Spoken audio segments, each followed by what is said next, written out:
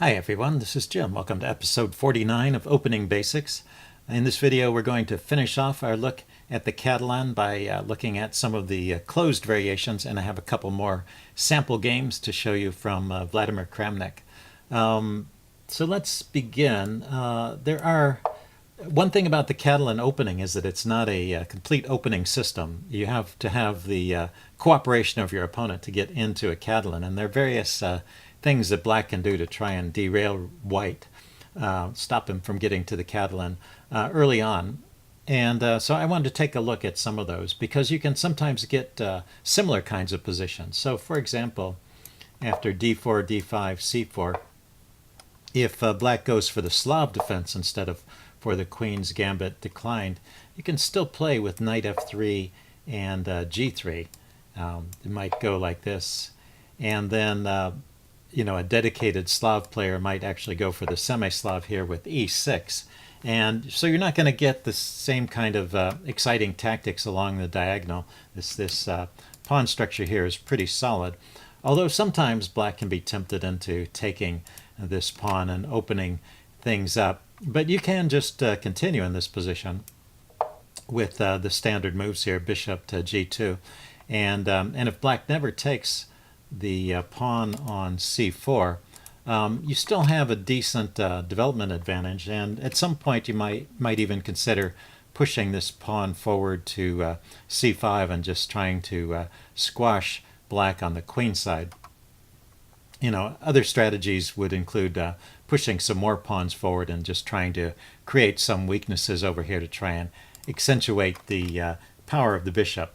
But you're really not playing the Catalan anymore. You're just in a kind of a similar position. Let's see. And it can also happen on the next move too. For example, after e6, you continue with knight f3 instead of going for knight f6. Black can go for c6 here and get into a similar kind of position. If black is choosing the other move order, so after d4, black is not going d5 but is going with knight to f6, you continue with c4 and say he goes e6. If he goes g6, you're in a King's Indian, and it's your choice whether you want to continue. You can still play this way, and it's like a fianchetto setup, a fianchetto variation against the King's Indian, but it's really pretty different from the Catalan because there's no pawn moves over on the queen side to try and exploit. But if black is going for a Nimzo Indian, for example, with e6, and you go g3, at this point he's not required to play d5. I mean, that is by far the popular move, most popular move, and probably the best. But he's not required to play d5. And an interesting alternative, if he moves the bishop out to b7, to b4, or to e7, this will often transpose into a line of the closed Catalan. But instead he could push on with c5 and try and get a Benoni type position. And after this you can push on with d5. That's probably the most accurate way to play. And so that's not really much like a Catalan. Or you could continue with knight f3 and still try and go for this bishop g2, knight f3 setup. So those are all playable lines that you can use if black is trying to avoid the Catalan. Okay, so let's get back to the start position of the Catalan. So d4, d5, c4, e6. We use this move order. Knight to f3, knight to f6, and g3. Oh, and in here, by the way, once again, black could play c6 and go for one of those Slav type positions. But I've already shown you that. So the closed Catalan is introduced primarily by one of two moves, either bishop to e7 or bishop to b4 check. And we actually have a sample game from Vladimir Kramnik for each of those variations. So we'll be getting to that. But let's take a look at them. First, we are going to check out bishop e7. It's just a simple move, just preparing to develop. White continues in the same way. He develops his bishop and both sides castle, so everything is fine here. And now the most common move here is actually to take the pawn. Once again, if you play something like c6, you're going to have a slightly cramped position as black. And then white goes queen c2, preparing to round up the pawn with the queen. And black plays a6 here usually. So the alternative here to a6 is to play b5 immediately, defending it like that. But, well, this is interesting. This is a point at which you can play a4. And neither of these two moves is particularly good because white will exchange and get some play along the long diagonal or this open file. Well, a6 doesn't do anything at all because you can take immediately and exploit the pin. And after c6 you can take, and he takes back, and you have play along the long diagonal. So the main move here is actually to push forward with b4, leading to this kind of interesting position where black is getting the pawn back but gaining lots of space over on the queen side. But the most popular way of playing here is with a6. And now white has a choice. White can grab that pawn immediately with queen takes c4, after which black will play b5, kicking the queen back, and usually it just drops back to c2, and then the bishop develops. And this is the game Kramnik Svidler from 1998 I'll be showing you shortly.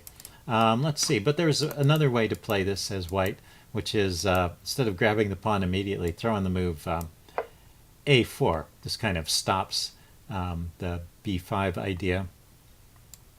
Black develops, and then you can take on c4 now. And so the queen gets to keep this advanced outpost at the cost of this pawn move and giving black a free move of development. So anyway, both positions are playable.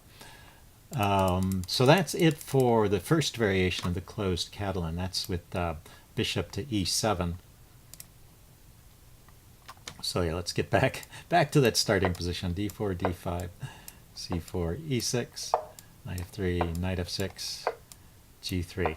Yeah, so that was bishop e7, the first variation. The second variation is, it's a little bit like black is trying to play a little trick here. He plays bishop b4 check, after which the most common way to block is with the bishop. And black doesn't really want to give up this bishop. This is the good bishop in this pawn structure.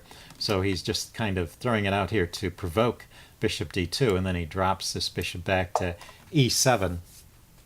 So I guess the idea is that black has caused white to displace his dark squared bishop. While it was still on c1, it had the option of going to b2, or it might have wanted to come out here to f4 or g5. So it had options on the c1 square that have been reduced a little bit by putting it on d2. It can still come out in this diagonal. It can still come here, but it may take another move to reposition it.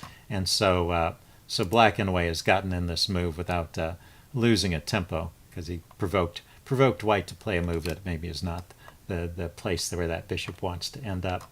Anyway, white just continues with bishop g2 here. Both sides castle.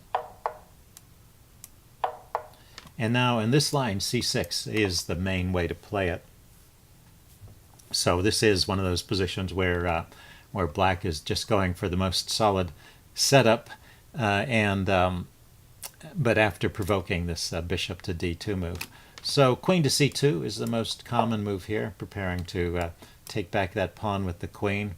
And white has maybe a slight lead in development. Black's position is slightly cramped. He has this light squared bishop that will have trouble developing, and this pawn is blocking the development of the knight at the moment. But well, black has ways to develop, mainly knight b to d7 and b6 followed by bishop to b7. So black is not going to be out of squares for his pieces. He just will be a little short on space. In the game we're going to look at, Vladimir Kramnik played the move bishop to f4 in this position, a little more active move, although you can argue that maybe this bishop is going to be a target there too. But anyway, we will take a look at that in the game. Okay, but let's take a look at the first game where Kramnik played with the bishop e7 line.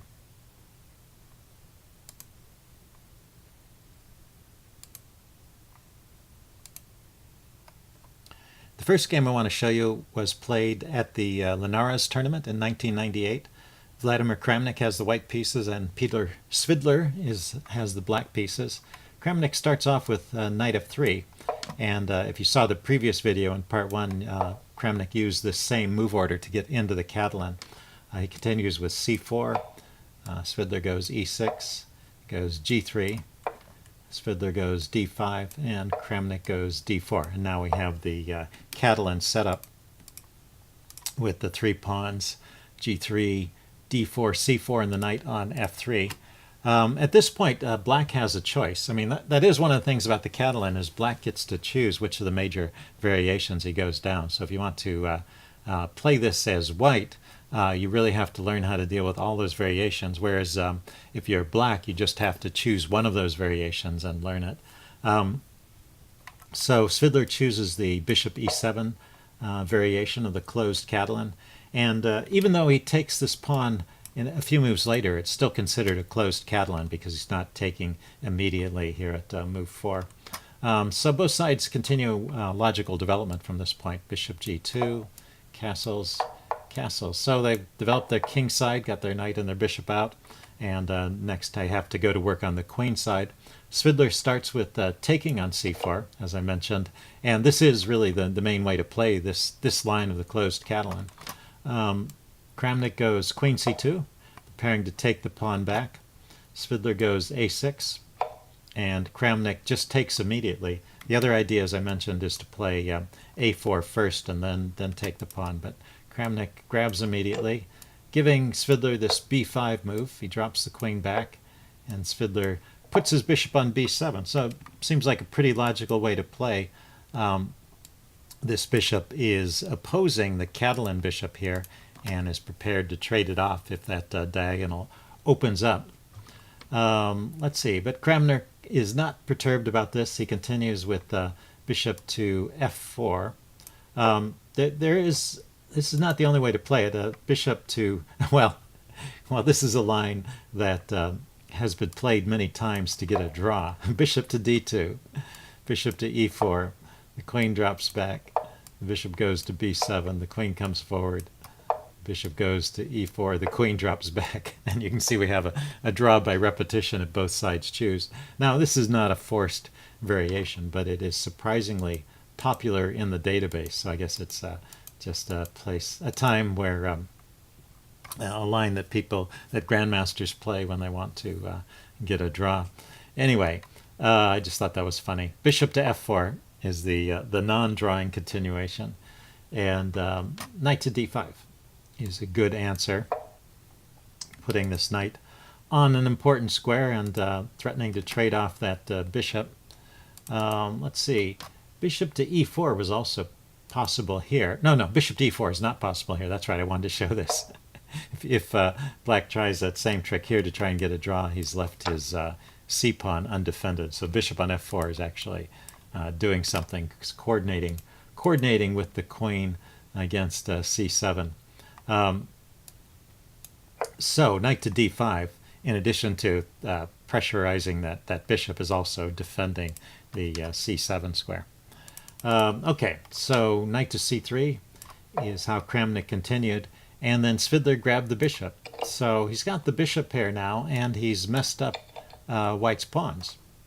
But White got something in exchange too. White got strong control over the e5 square. That would be a nice outpost for that knight, and it would be difficult to evict it. I mean, certainly a move like f6 is possible, but that would leave the e6 pawn weak, and e6 pawn can't be supported by the d pawn. There's no other pawn around to support it, so that would be a pretty long-lived weakness. So this seems like a kind of serious threat. Svidler starts with knight to d7. Kramnik continues with rook f to d1. And now Svidler plays a somewhat controversial move, bishop takes f3. So he's just getting rid of the threat of that knight coming to e4. E5. He didn't want to have to deal with it, and perhaps he wanted to move this knight away and be able to develop that. This knight has some possible squares to go to. Also maybe over here on the king side in the center. So, but if he has to keep it here, trying to keep guard over that e5 square, maybe didn't like playing on like that. You could just continue though. Queen to c8 is a move that could be played here. After which white might play knight e4. The point of queen to c8, I forget if that's what I said. Queen to c8. The point of queen c8 is it's defending the bishop. So if this diagonal opens up suddenly, the bishop is protected. And also maybe this c pawn will come forward at some point. Anyway, this seems to be playable. White would probably continue with knight e4, and it would be a game. So bishop to f3, maybe not the best move here, because it does emphasize the power of this Catalan bishop, although it does get rid of that threat of the knight coming to e5. Anyway, the bishop is now hitting the rook, so the rook goes to b8, and Kramnik continues with e3. Let's see, another move in this position is once again knight to e4. That's also a reasonable way for white to play, but e3 seems to be a good move as well. So now knight to f6, this knight is free to maneuver around. It's no longer tied to the defense of the e5 square. This rook comes to c1, the queen out to d6, so both sides are getting their pieces in the game, and Kramnik starts a maneuver with his knight, trying to bring it around,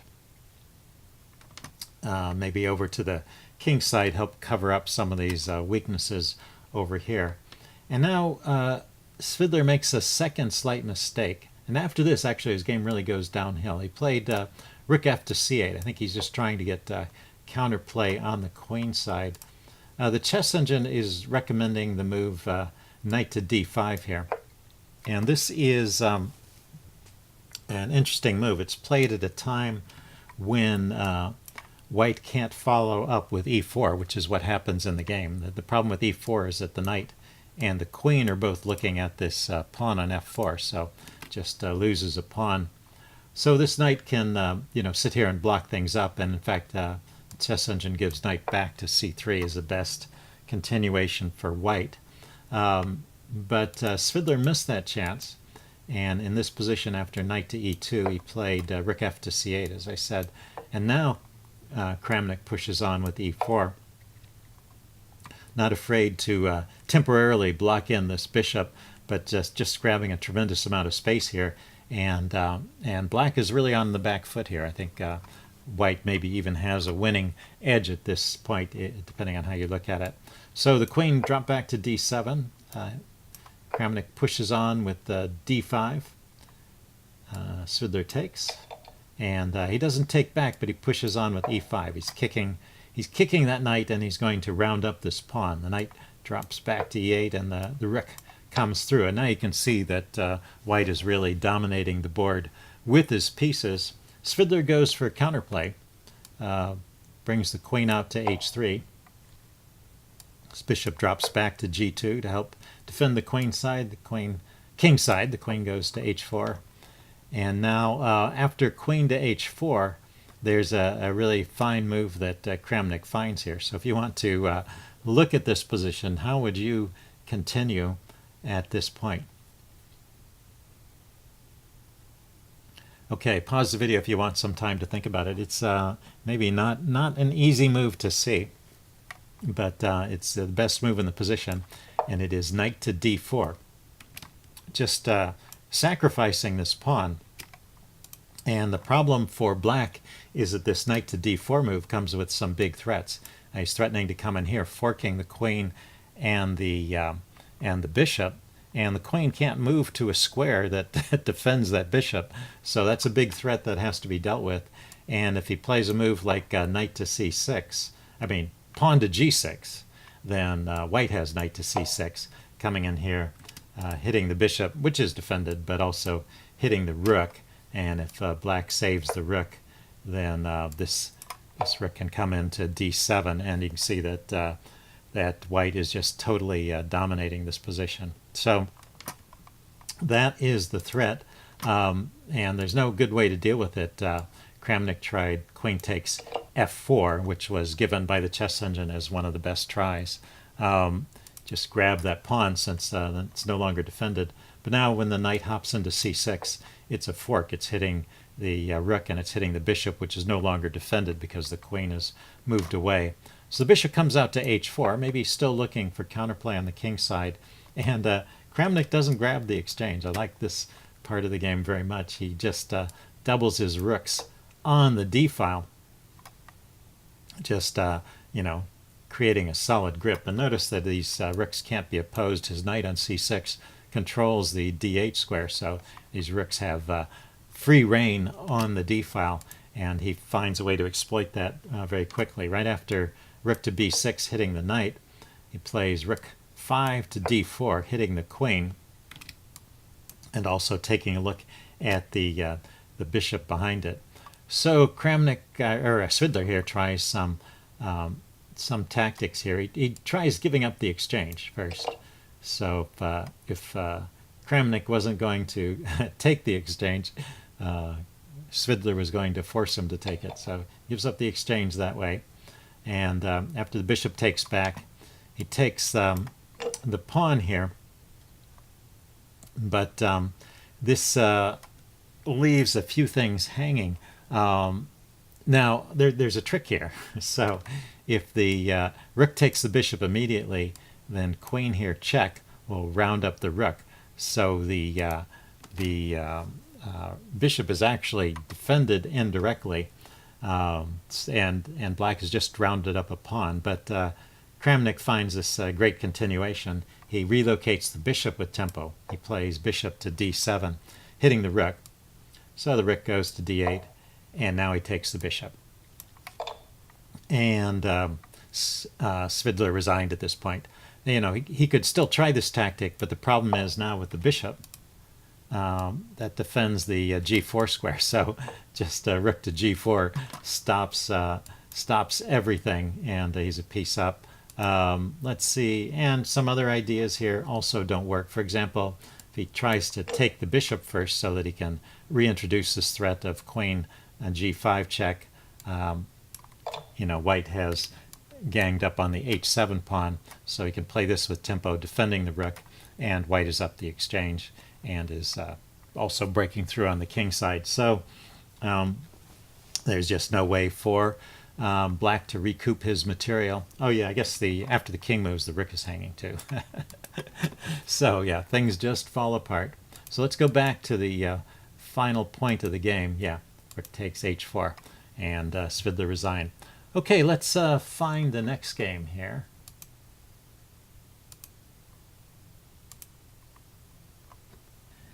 The last game I wanted to show you was played in 2006 between Vladimir Kramnik and Vasilij Topalov. In fact, this was played at their World Championship match. This was game 10 of the match. Kramnik with the white pieces started off with d4. So in the other two games he started off with knight f3, but in this game we get to the Catalan by one of the most common move orders. Topalov plays knight f6, Kramnik goes c4, and Topalov goes e6. And now Kramnik goes with knight f3, Topalov plays d5, and Kramnik goes g3. So this is the starting position of the Catalan once more. And here's where black has the choice between playing the open or the closed Catalan. And Topalov goes for the closed Catalan with the move bishop to b4 check. And in the previous game we saw the move bishop to e7 directly. But what happens here is that after bishop d2 is played to block the check, and also white is happy to trade off that bishop if black allows it, because this was black's good position in this pawn structure with the pawns on light squares. So black doesn't allow that, but black retreats. And so that's the difference between the two games, is that, between these two opening lines, is that this check is played to hopefully displace this bishop. Topalov continues, Kramnik continues developing, both sides do. Kramnik plays bishop g2, Topalov castles, Kramnik castles, and Topalov plays c6. All this is the main line, and black, you can see, has a very solid structure here, hoping to blunt the activity of that Catalan bishop. And here Kramnik plays a bit of an unusual move. Queen c2 is the main move here, just preparing to recapture this pawn if it ever gets taken. And here black normally continues with knight bd7 or b6 played in some order, and then bishop to b7. It seems like it's a position which is fine for both sides. But Kramnik is trying something a little different in this game. Plays the second choice in the database, bishop to f4. So immediately repositioning that bishop that got placed on d2 because of the check, immediately goes for a square where it will be more active. Although it's a bit of a target on that square too, and we'll see that come into the game. But black continues with knight bd7. White plays queen c2, and now Topalov goes a5. The main move here is really b6, so that the bishop can develop on b7 and support the center and oppose the Catalan bishop as well. But Topalov has something a little more ambitious in mind, actually. So he's playing with a5, and we will see he's going to follow this up. So we'll explain more when that happens. Rook d1 is played, defending the center, putting the rook opposite the queen. Now knight to h5, threatening the bishop, and this time in the last game we saw Kramnik just allowed the bishop to be traded off in exchange for getting good control over the e5 square. In this game he decided to retreat the bishop, puts it all the way back to c1. And now Topalov continues with b5, and this is what I meant when I said you would see the continuation later. He's just building, he's just pushing his pawns forward on the queen side and just gaining a lot of space, and also trying to force something to happen with the c4 pawn. He never took the c4 pawn, but at this point Kramnik has to do something about it, or he's just going to lose it without any compensation. So he decided to exchange here. You can just push on if you want to play a kind of closed position where you have a little more space and a little better pieces. Pushing on actually leads to a slight edge to white. But, well, Kramnik is going for a more interesting game. He exchanges here. And it's also a little more thematic, too. He's trying to soften up the center and, accentuate the power of his Catalan bishop. So Topalov takes back, and then Kramnik immediately follows up with e4. So continuing to pound away at the center. So rather than leaving an isolated pawn here, actually it wouldn't be isolated, would it? Because it has this pawn opposite. But rather than going into a structure with the two pawns opposing each other, Topalov takes here. Kramnik takes back. And so Topalov has given Kramnik an isolated pawn that maybe he can get some pressure against. But immediately, of course, he has to deal with the threat to his rook. And he has to worry a little bit about if white has anything going on the long diagonal. Although in this particular case, he has bishop to b7 coming to chase the queen off the diagonal. So it seems like he's done a fairly good job of neutralizing or reducing the potential of that long diagonal. So the queen drops back to e2. And this knight comes back to f6. So I guess the knight didn't want to stay on the h5 square forever, and it had nowhere else to go to, so it comes back to f6. But now the bishop can come out to f4, and he can't immediately chase it away again because it's hitting the rook. The rook has to move. So the rook goes to b6. Topalov is staying active with his pieces on the queen side. And now this knight hops into e5. It's a good square for that knight.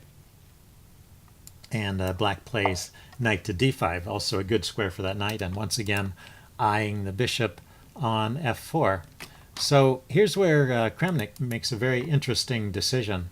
Up to this point he's been playing to enhance the power of this bishop, but at this point in the game, if he just continues normally, it looks like black can get in the move knight on d7 to f6 and have just a perfectly fine position with no problem. So Kramnik is inspired to act quickly here while black's pieces are not yet completely unraveled, and he gives up his Catalan bishop.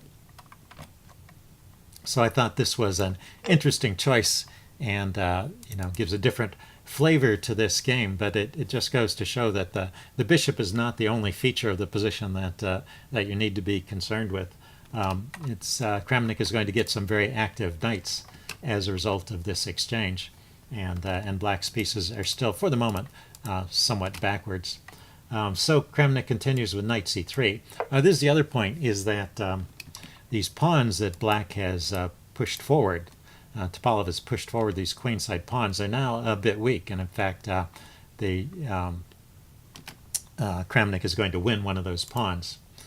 Although it's not, I mean, black has compensation, so it's not a simple case of white being a pawn up. So after this, black played knight to f6, defending the d-pawn and allowing this pawn to be taken. I wondered a little bit about some other moves here. He could have considered maybe taking this knight off, and you actually have to take back with the pawn here. If you take back with the bishop, black can kick the bishop and gain enough time to save the pawn. But if you take back here, there's now two pawns hanging. The knight is hitting this pawn along with the rook, and the knight and the queen are both hitting that pawn. So both those pawns are under fire. Bishop to b7 to save the d-pawn, and the knight can take on b5. So it seems like no matter how black plays this, he's going to be down a pawn.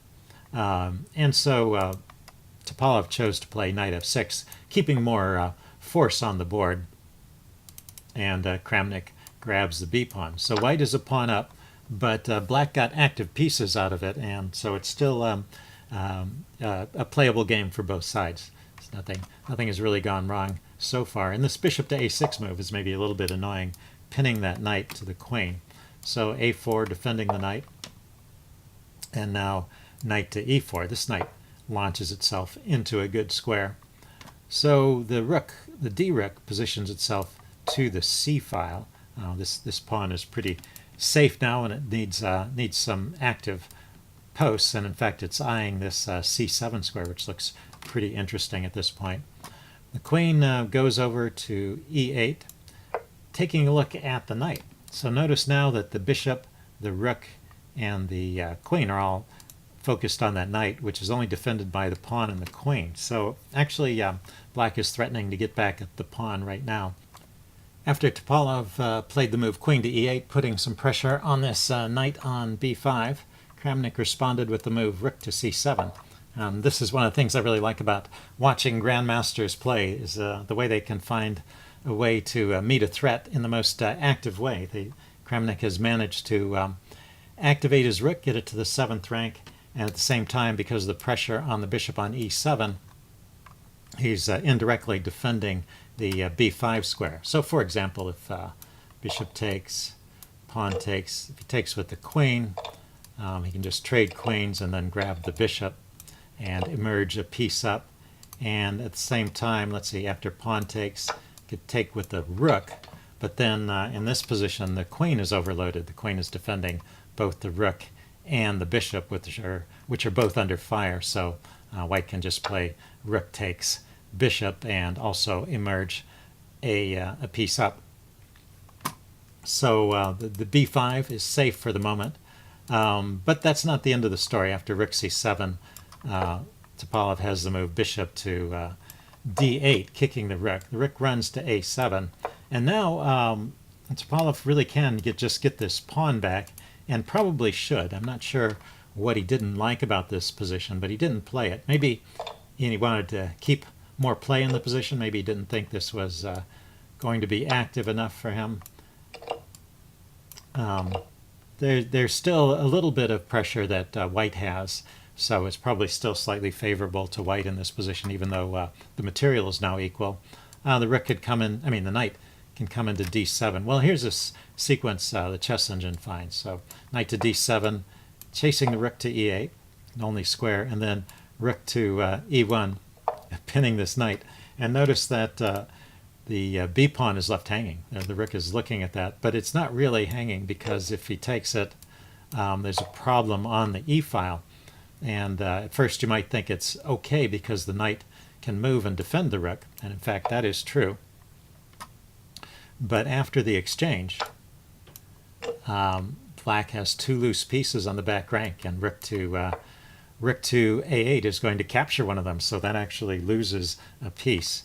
So let's see, after rook to e1, it's not really safe to grab that pawn, In fact, black has to play g5 here, kicking this bishop, after which it drops back to defend the pawn. And then he can play something like rook to e7, getting this rook to a square where it's defended, so he doesn't run into some of those tactics. And play would continue from this point. It's still a pretty interesting position and plenty complicated enough for me, but maybe Topalov didn't want to simplify that much. So he played a different idea. He played f6, kicking the knight. The knight goes into d7 here, forking the two rooks, but this doesn't win the exchange, at least not immediately, because of this move. Rook to f7 hits the knight, and after the knight takes the rook, this rook is hanging. The fact that the knight is defending it doesn't really matter because of the pin on that knight. So it looks like just an exchange of rooks is all that's happened. But at the end of it, white gets to grab another pawn, and now white is 2 pawns up and has a pretty significant edge here. Now, Topalov sets about getting the pawn back, but this just turns out to land him in worse trouble. He plays rook d7, hitting the knight. Knight drops back, so the two knights defend each other, and he grabs the pawn. And then white continues with rook to e1, putting some pressure on the knight. Topalov defends the knight. And now queen to c2, so getting out of the way so that the rook has got the knight pinned against the queen. And then rook to b4 was played here. And now, well, I guess white just has a choice of ways to win here. For example, f3 is winning, just winning that pinned knight. I mean, black can throw in bishop to b6 check, but after the king goes to g2, there's no follow through for black. There's no big attack for black there, and he's just losing a piece. But Kramnik played it in a different way. He played knight d5, but this actually wins the exchange. He's hitting this rook, and that rook has no squares to go to. Everything is covered. So Topalov plays rook takes knight, getting some material for the rook. Gets knight plus a pawn, and so now the pawns are even. Both sides have 4 pawns, but white is just up the exchange. Oh, I'm sorry, that last take he took with the queen at the end. So he wanted to get his queen active, maybe make some threats along this diagonal. But this, well, hitting the knight too. But the knight is not done causing trouble. The knight drops into c7, poking at the queen. The queen goes to c4. And Kramnik at this point just drops his queen back to d1. This I thought was kind of interesting. He wasn't in a hurry to trade queens and just try and go to an endgame up the exchange, but he kept the queens on for a moment. So it looks like Topalov is getting a piece here, but in fact, instead of taking back immediately, white throws in the move. Yeah, let's put that on the board so you can see it. Topalov took, but white throws in the move queen to d7, and queen d7 threatens checkmate. So that's a threat that has to be dealt with. And so Topalov plays h6, giving the king an outlet. And now queen takes bishop. So got rid of that annoying piece, so black no longer has the bishop pair, and there's a pretty simple position with where white is just up the exchange. So at this point, after the queen goes back to b4, Kramnik decides now is the time to trade queens. He goes queen b8 check and forces this trade. So let's see, the queen went to b4. Kramnik went queen b8 check, and Topalov took here. And then this knight went to d2. So trying to stir up some trouble with his bishop and his knight, but there's really just not enough force here. Kramnik plays his rook out to a1. Let's see, g5 was played, f4, stopping these pawns from coming forward and giving the king some escape squares. Let's see, knight to b3, hitting the rook. Rook comes up to a3. Bishop to c4, defending the knight. Bishop to c7, hitting the pawn. G4, bishop takes, and he resigned. Yeah, the bishop is defended there, and he's just down another pawn. And the endgame with rook versus bishop and a pawn up is pretty simple to win as well. So that was the end of the game. Hope you guys enjoyed this, and hope you enjoyed the whole discussion on the Catalan opening, and I will see you again soon. Bye.